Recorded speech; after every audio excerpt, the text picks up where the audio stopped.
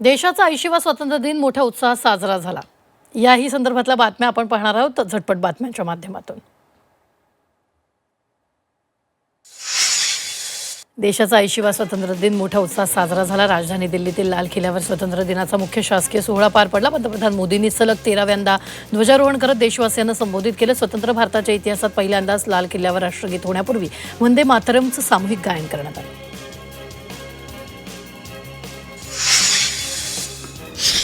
नागपुरातील संघ मुख्यालयात सरसंघचालक मोहन भागवत यांनी त्यांच्या हस्ते ध्वजारोहण सोहळा पार पडला. यावेळी मोहन भागवतांनी तरुणांना संबोधित केलं.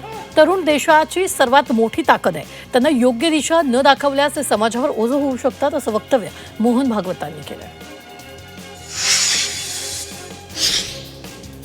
भारताच्या 80व्या स्वातंत्र्य दिनानिमित्त विठ्ठल रुक्मिणी मंदिरात आकर्षक फुलांची सजावट करण्यात आली.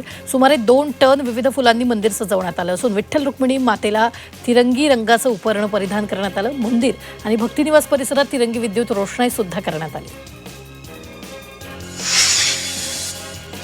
बारामतीतील शिवगुरू दिव्यांग मुलांच्या कार्यशाळेतील विद्यार्थ्यांनी अजितदादांच्या कार्यावर आधारित कलाकृती साकारली. स्वातंत्र्य दिन सोहळ्यात या कलाकृतीतून अजितदादांना भावपूर्ण अभिवादन करण्यात आलं. गोरेगाव ते अंधेरी दरम्यान देशाच्या 80व्या स्वातंत्र्य दिनानिमित्त भव्य बाईक रॅलीचं आयोजन करण्यात आलं. या रॅलीत देशभक्तीपर घोषणा देत आणि तिरंगा हातात घेत मोठ्या संख्येने नागरिक कार्यकर्ते तसंच शिवसेना शिंदे पक्षाचे संजय निरुपम यांनी सहभाग घेतला. ओडिशातील पुरी समुद्रकिनारी 80व्या स्वातंत्र्य दिनानिमित्त प्रसिद्ध वाळूशिल्पकार सुदर्शन पटनायक यांनी विशेष वाळूशिल्प साकारले. विविधतेतील एकता हा संदेश देणाऱ्या या कलाकृतीतून देशभक्तीचा भाव व्यक्त करण्यात आला. नवी मुंबई महापालिका मुख्यालयाला भारताच्या 80व्या स्वातंत्र्य दिनानिमित्त आकर्षक तिरंगी विद्युत रोषणाई करण्यात आली.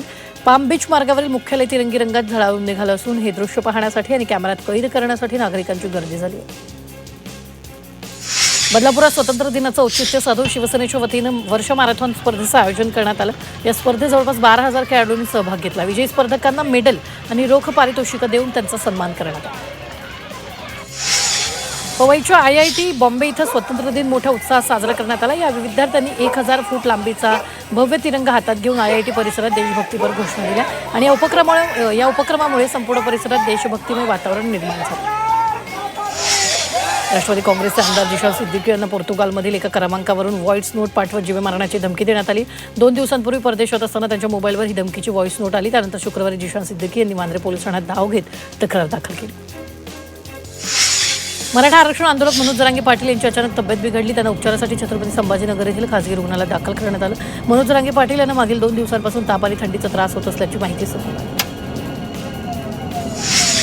CJPच्या अभिजित दिपके यांनी स्कूल ठीक करो अभियान सुरू केले. देशभरात शासनाच्या शाळांची दुरवस्था झाली आहे असं या कॅम्पेनिंगच्या माध्यमातून अभिजित दिपके शाळांची झालेली दुरवस्था दाखवत आहेत. मात्र हिंगोलीतील पिंपळदरी गावात त्यांना वेगळाच अनुभव आला. इथं त्यांना हायटेक शाळा पाहायला मिळाली.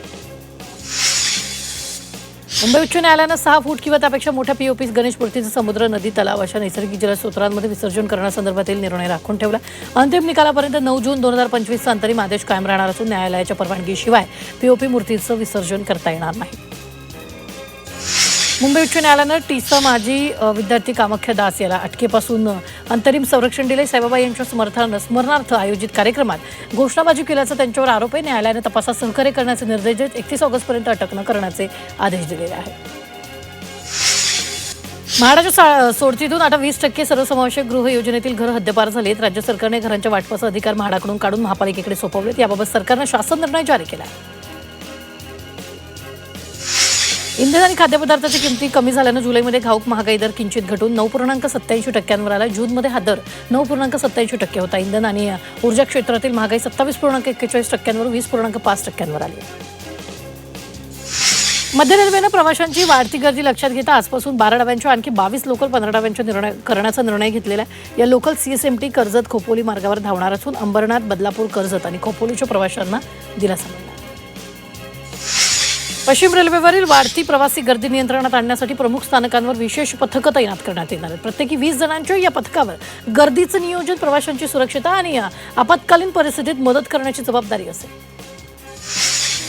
मध्य रेल्वेवर विना तिकीट आणि अनधिकृत प्रवास करणाऱ्या 15.46 लाख प्रवाशांवर एप्रिल ते जुलै दरम्यान कारवाई करण्यात आली. त्यांच्याकडून तब्बल 121.31 कोटी रुपयाचा दंड वसूल झाला. गेल्या वर्षीच्या तुलनेत दंड वसुलीत 40% वाढ झाली.